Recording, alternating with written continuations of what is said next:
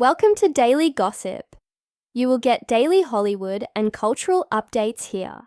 Remember to subscribe for the latest videos. In the world of French cinema, Raphaël Quenard has long been a figure of raw charisma, eccentric energy, and artistic unpredictability.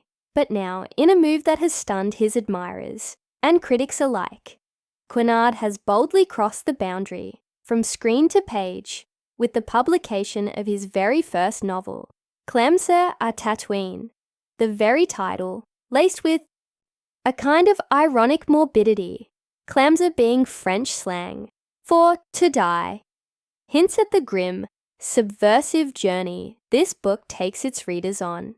But this isn't just a debut novel. It's a literary Molotov cocktail, hurled into the heart of modern fiction, and people are divided on whether to celebrate it or condemn it. The novel follows a man teetering on the edge of existential collapse. After a failed suicide attempt, he finds himself spiraling into violence, choosing instead to live out a dark, destructive fantasy, murdering women from all walks of life. Students, businesswomen, the wealthy, the struggling. The protagonist claims it's a reaction to societal decay. The murders, chillingly narrated, serve as metaphors for the crumbling illusion of stability in a world obsessed with masks, power, and image. But here's the kicker. Quenard originally tried to publish this under a pseudonym, Piero Chich. Yes, he wanted the work to stand on its own, separate from his film persona, but the literary world doesn't let secrets last long. Once the publisher Flammarion realized who penned the manuscript, his name was plastered on the cover. And with that, the storm began. Critics have torn into Clamser à Tataouine, calling it excessively violent, metaphorically bloated, and gratuitously provocative. The Huffington Post went so far as to say, "We read it, and you can skip it." But if the novel's prose is chaotic, it's because Quenard is trying to mirror a chaotic world. In an era where social media constructs idealized versions of our lives, where art is expected to obey a moral compass, Quenard unapologetically declares, "Morality has no place in art." That quote has echoed across literary circles, sparking outrage and fascination alike. But he's not wrong about one thing. The characters in Clamser à Tataouine are not here to be liked. They're here to disturb. And sometimes, that's the very essence of powerful storytelling. The novel's central figure is unnamed, a drifter, a lost soul, someone we might see on the subway and ignore. But Quenard gives him a voice, and through him, we see a descent that feels both terrifying and eerily familiar. The murders in the novel aren't just random acts of violence. They're twisted reflections of societal failure, broken gender dynamics, powerlessness, and rage. The narrative swings between poetic introspection and cold brutality. One moment you're reading a paragraph that could pass for a Baudelairean ode to despair, and the next, you're slapped with a graphic scene that makes you want to shut the book. That's exactly what makes it controversial. That's also what makes it unforgettable. Regina King once said, "The most dangerous art is often the most necessary." Clamser à Tataouine doesn't want to be easy. It wants to haunt. It wants to provoke dinner table debates, angry tweets, and uncomfortable silences. And let's not ignore the elephant in the room. Quenard is a white male writing about murdering women.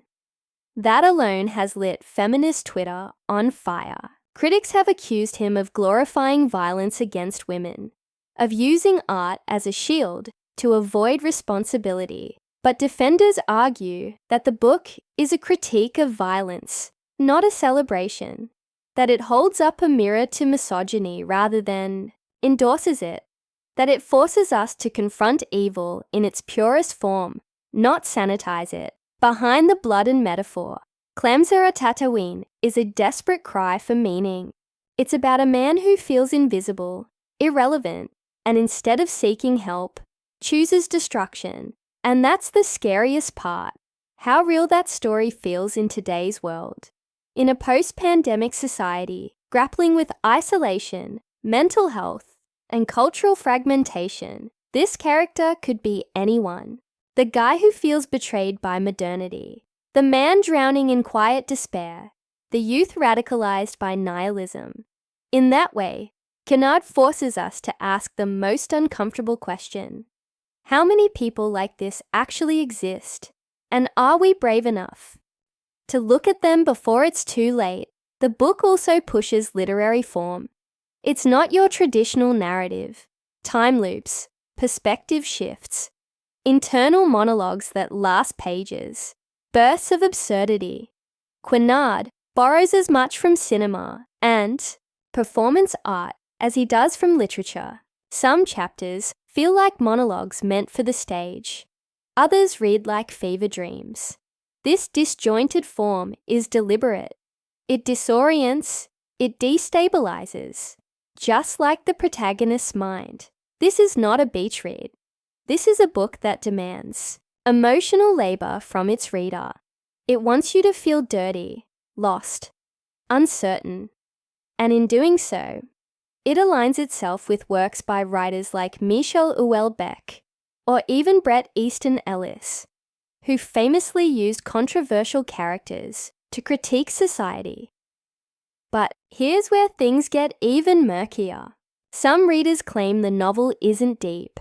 It's just shock for shock's sake. They say the prose is so drenched in metaphor, it loses clarity. Others argue that Quenard is too self-indulgent, more interested in provoking reactions than exploring meaningful truths. But art that lives in extremes is always polarizing. What's undeniable is that Quenard has made an impact, and maybe, just maybe, that was his goal all along. As an actor, Quenard has played misfits and outsiders. Now, as a writer, he's becoming one himself. But instead of chasing literary acceptance, he's lighting matches. And whether the fire warms you or burns you is up to you. Clamser à Tataouine is not for the faint of heart, but it might just be for those who believe that art should challenge us, not comfort us. That the role of literature is not just to entertain, but to awaken, to scream when the world demands silence. Whether you read it or refuse it, ignore it, or analyze it, one thing is clear. Raphaël Quenard is no longer just a rising star of French cinema. He is now a literary provocateur, and his book is a warning shot, a reminder that beneath every smile, behind every mask, there is a story that might just explode if left unheard. So, what do we do with Clamser à Tataouine? Do we cancel it, discuss it, embrace it as a flawed masterpiece, or discard it as pretentious garbage? That's the question only you can answer. But in a world where most entertainment is designed to please, Raphaël Quenard has given us something dangerous, something haunting, something real. And maybe, just maybe, that's exactly what we needed.